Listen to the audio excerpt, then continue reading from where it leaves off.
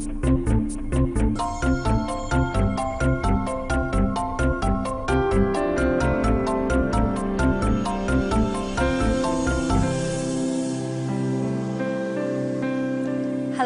I'm Margot Politis.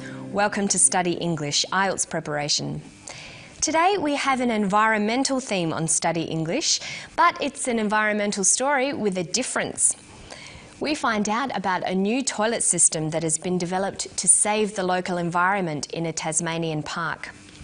We're going to be looking at how to talk about processes, so listen carefully to David Holman talk about his new environmentally friendly toilet.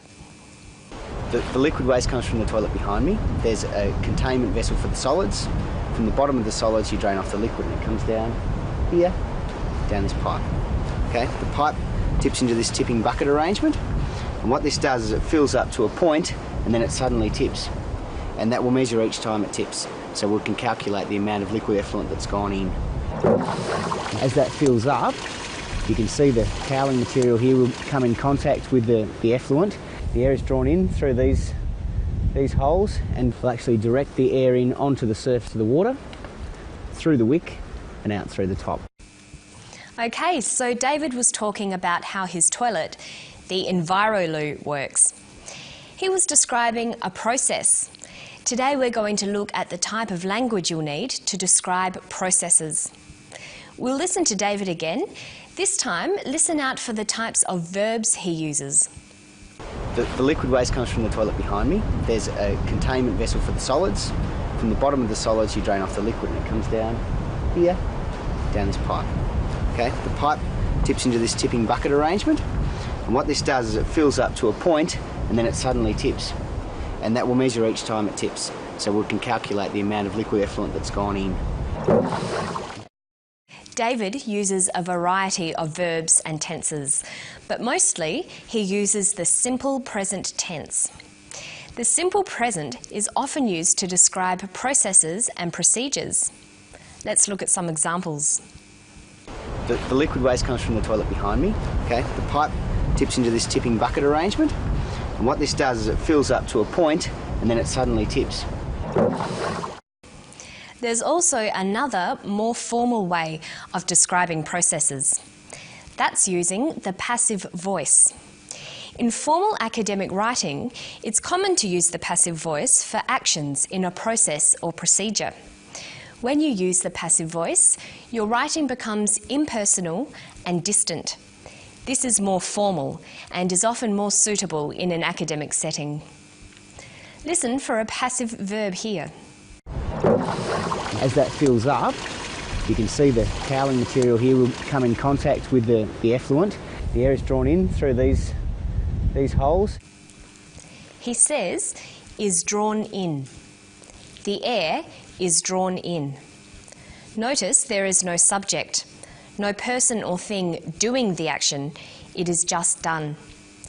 This is called the passive voice. This highlights the process or action rather than the person or thing doing the action.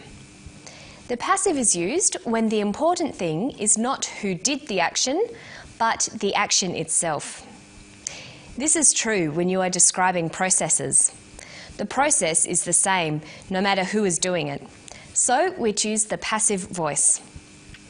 Let's look a bit more closely at how the passive is formed. Passive verbs are formed by using the verb to be plus the past participle of the verb. Let's look at the verb draw in, to bring something in. The past participle is drawn. This is an irregular past participle. So the passive form is to be drawn in. The different forms of the passive vary according to the action and when the action happened. Okay, so in formal writing, we use the passive form for processes. But David doesn't always use the passive because he's having a conversation with someone. Let's look at one of David's more informal sentences and see how we could change it into a more formal description. There's a containment vessel for the solids. From the bottom of the solids you drain off the liquid. He says, from the bottom of the solids, you drain off the liquid. Let's look at the main part of that sentence. You drain off the liquid. The verb is drain off. In a passive sentence, we'd say is drained off, the past participle with the present tense form of to be. To form the passive, we also need to change the sentence around. Most English sentences use the active form, that's subject, verb, object. But in the passive, sentences begin with the object of the verb. Object, verb, subject. In this sentence, we know that drain off is the verb, you is the subject, and the liquid is the object. So, to form a passive sentence, we'll need to turn the sentence around into object, verb, subject. Notice that we add the word by. The liquid is drained off by you. But in a process, we don't need to include the agent of the verb, so it usually gets left out. Our new, more formal sentence reads, the liquid is drained off. So let's go back to that full sentence. From the bottom of the solids, you drain off the liquid. From the bottom of the solids, the liquid is drained off. Here's another one. And that will measure each time it tips, so we can calculate the amount of liquid effluent that's gone in. We can calculate the amount of liquid. The subject is we. This will be dropped in our passive sentence. The object is the amount of liquid. The verb is can calculate. Calculate has the past participle calculated. When there are auxiliary verbs like can, we use the infinitive form of the verb to be. So the full verb phrase can calculate becomes can be calculated. Remember that a passive sentence starts with the object, then the verb. So we can calculate the amount of liquid becomes the amount of liquid can be calculated. Okay, let's finish today by testing you on the passive. Listen to the steps in a simple process. This is how you make a cup of coffee. It's in a conversational style. You fill the kettle with water. You turn on the kettle. You boil the kettle. You pour the hot water into a mug. You add some sugar.